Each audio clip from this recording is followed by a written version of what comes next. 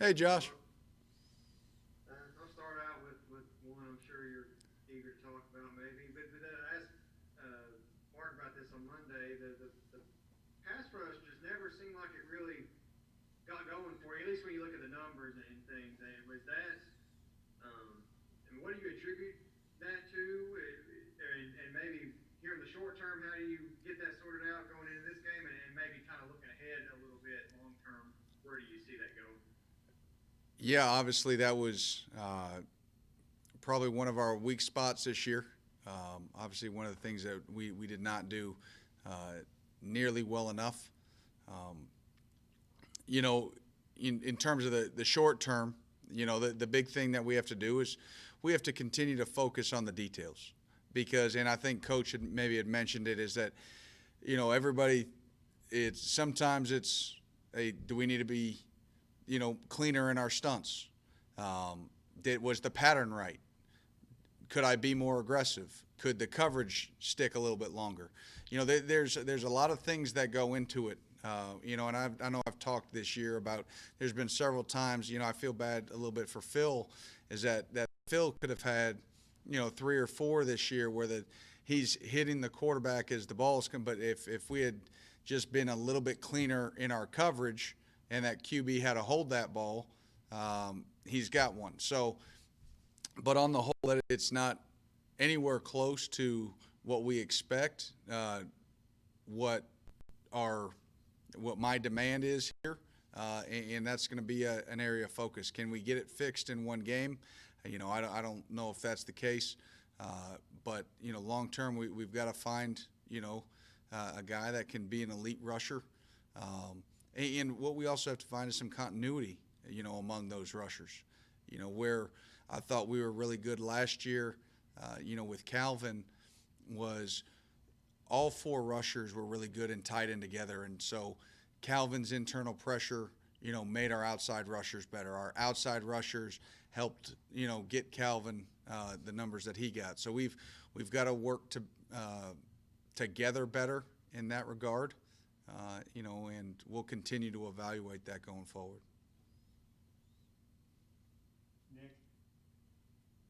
Drew and Carrington, they've been shouted out by Mark and Vince throughout the week for their play. Just what have they been doing well in practice? And then if they do get a chance against these big wide receivers, is there anything you can do in particular to kind of limit their size? I mean, I see you can't coach size, so how do you coach against it?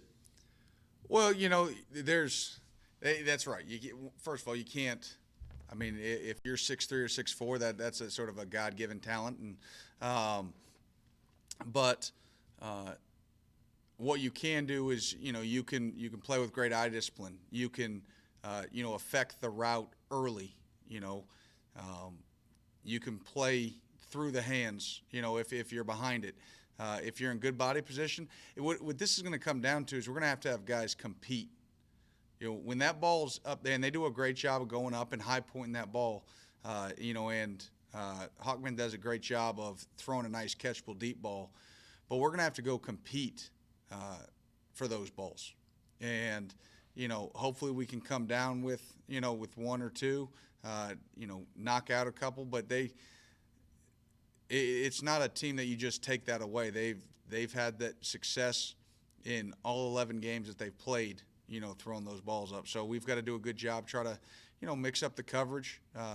Different people are going to get opportunities, and they're going to have to go make plays. The thing they can't be, especially being young, is they can't be intimidated. They've got to try to be physical, at the line of scrimmage, and throughout the route. They do a nice job of, their receivers do a nice job of really at the point of contact. They'll create a little bit of separation, that won't get called, and we've got to be able to fight that pressure.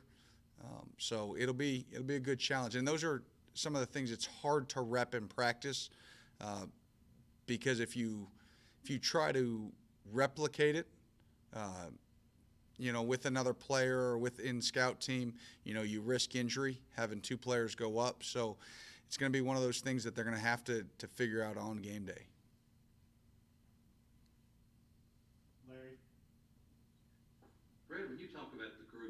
freshman defensive lineman that you had.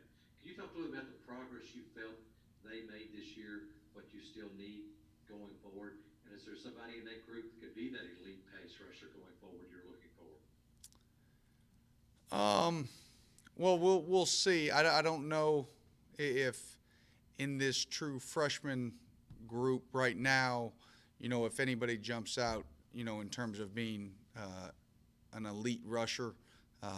We've the class that we signed specifically was heavy sort of inside, and they've been developing, early and played the majority of their snaps, on first and second down. But I think Trayvon Ripka's got a chance to be a solid interior pass rusher for us. I think Sam, in the long run, as he continues to sort of grow into his body and understand, all the pass, I think he's got a chance to be a really good rusher. Now, he's got some improvement to do, because when we talk about elite rusher, that those guys tend to have sort of high-level twitch, and we need to find that. We need to find, and continue to look for that.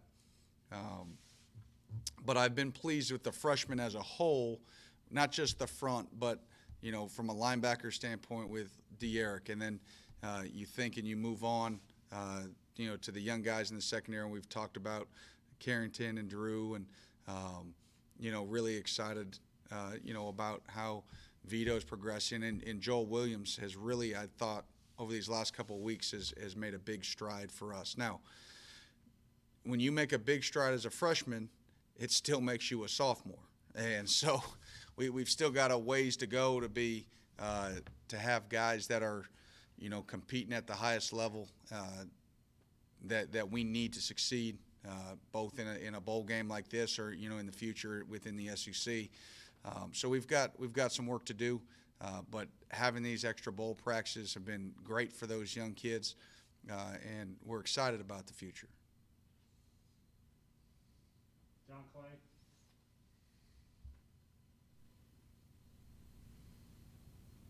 Brett, what do you feel like is the biggest challenge the North Carolina State offense presents to you guys? Well, I think it's sort of a twofold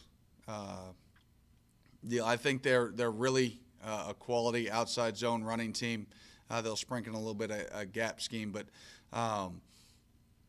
they do a really nice job of creating those, internal vertical seams, and the running backs do a great job. They've got sort of a two-headed monster there. And then, like we talked about earlier, they do a really nice job of throwing those balls out to the sideline and letting those big wideouts go up and compete and make big plays. So it's sort of twofold, and they set each other up. If you feel like you've got to, load up the box or protect the box, then they know they've got those one-on-one opportunities on the outside. If you try to protect the outside edges, then you lighten up the box, and they've got a chance to hit a big one in the run game. So they're really, really balanced in that regard. Then you throw in a little bit of tempo, and we've got to do a good job of, we got to mix up, fronts and coverages, and we've got to do a great job of getting aligned. We talk about it all the time. Every week it's, hey, get your cleats in the ground, get your eyes where they need to be, and then execute the call. So down in and down out, we have to be efficient in that regard. And then when we get a chance to get to third down, we've got to get off. And at times this year we've been solid, and but then there's plenty of times, and Missouri jumps to mind where we did not. We were even at times when we bled a little bit on first and second down, we'd bow our necks and we get ourselves to third, have a chance to get off, and then we didn't get off. And we had some really long extended drives in that Missouri game. So we've got to do a good job. We've got to try to continue to create turnovers. I think over the last 8 games, with 19 of them, I thought the guys did a great job of attacking the ball both in the air and from a fumble standpoint. We need to continue to do that. I think that's going to be a huge key in this game. Dick.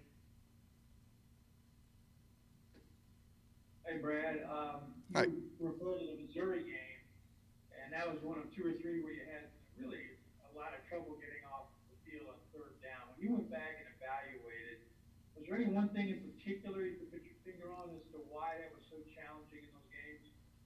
Oh yeah, it came down to executing the call, and I could rattle them all. I mean, and granted, I think there was 20 of them in that game, and just off the top of my head, I could rattle. Hey, we didn't run this stunt correctly. You know, if we had played, you know, there was a time when we were in man coverage and we didn't jump our man in a stack. We played off. We allowed ourselves to get picked. Different things that sometimes that they don't show up in practice. Like we execute it fine in practice, and for some reason, you know, sort of on that day, it was always sort of just one thing after another. You know, one person he lost contain in the pass rush on that crucial third down in the fourth quarter. So we've got to execute the details, and you know that the old cliche, the devil's in the details. When it's third down and it's crunch time, we have got to execute what is the path, what is the coverage. And when those things get married, then you're successful. And it goes all the way back to the very first question about how do you generate more sacks? Well, if we execute both the front, getting aligned correctly, running the proper stunt, running the proper coverage, executing the technique within that play call, we give ourselves a chance to get more of that and to generate more negative plays.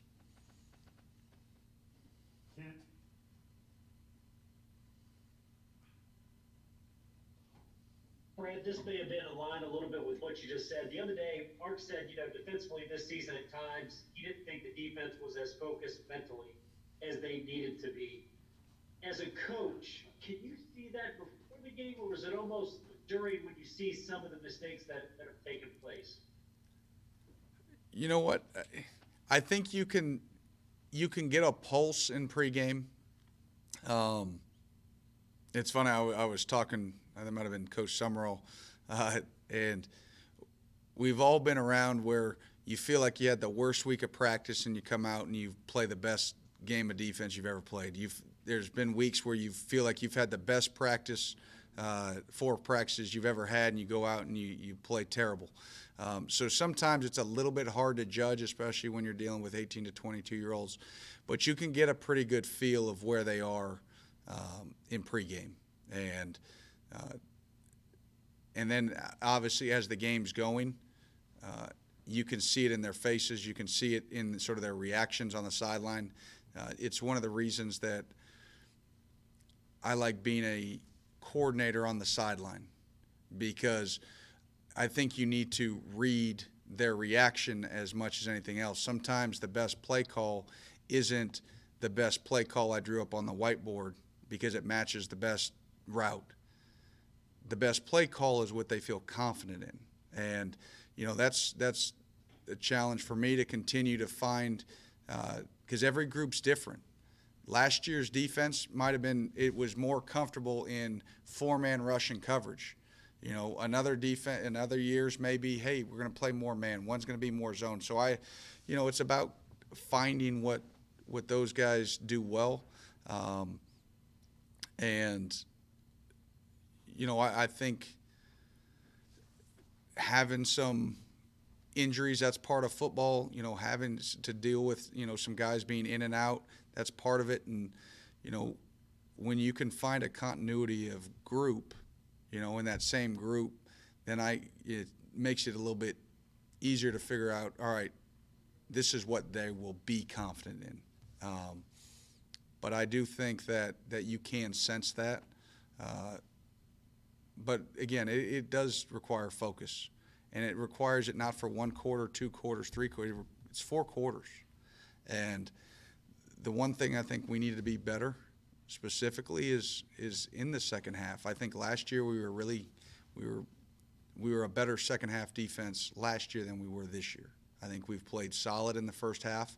If you look at most games, we need to come out of halftime with that same focus and intensity.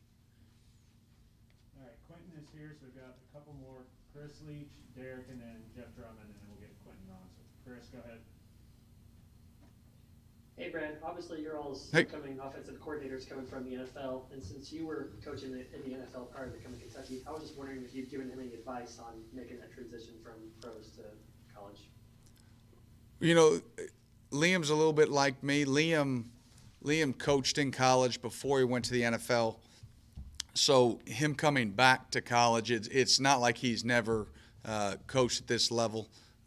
So really not much needed in that regard. Just, letting him know that we're excited to have him, and making sure that he understands that his high school was second to mine. So.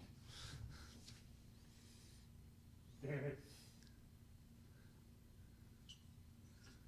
Brad, just looking at the depth chart, it would seem like Katie McDaniel next year will be a guy in line to receive a little bit more playing time. I haven't seen him with Tom this year, but I was just wondering kind of where he is in terms of his progression and maybe how close you think he is to contributing. Yeah, you know what? I think Katie's one that's everybody wants instant success. And Katie's been one that it's taken a little bit more time, but we're starting to, we're making the progress that we need. I thought he's had a really good week of practice this week. I'm hopeful that we're going to be able to see some more snaps of him this week in the game. And see, we talked about, finding that pass rusher and that guy with twitch. KD flashes that. That's what we saw in high school. And he's beginning to grow into both his body and his mind in our system, and I think that's early on. We have a fairly extensive playbook, and if you overthink, you play slow and you lose what that natural ability is. And so we've been trying to find things that can, we can simplify it, to let him play fast and let his natural ability show. And so, hopeful that we'll get to see some of that on Saturday. All right, we'll wrap up with Jeff Drummond. Hey, Brad, I seem to Hey, recall Jeff. you guys were getting a little bit thin at a couple of those linebacker spots late in the season. Has the time off enabled you to get back to your kind of normal depth there? And as a second part to the question, does NC State remind you on film of anybody you've seen already this season? From a health standpoint, I would say yes. Obviously, we're not going to have JJ back. Coming off that Florida injury, but everybody else, we should be fairly healthy. And obviously, when anytime you get essentially 4 weeks off, allows us to nurse a lot of wounds. So, we're excited about that. Refreshed and ready to roll. As far as who they remind me of, I think it goes back to they remind me. The closest comparison is Missouri.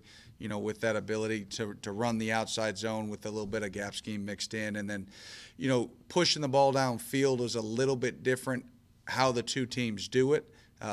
But the concept and the mindset was the same, is the run was going to open up deep vertical shots.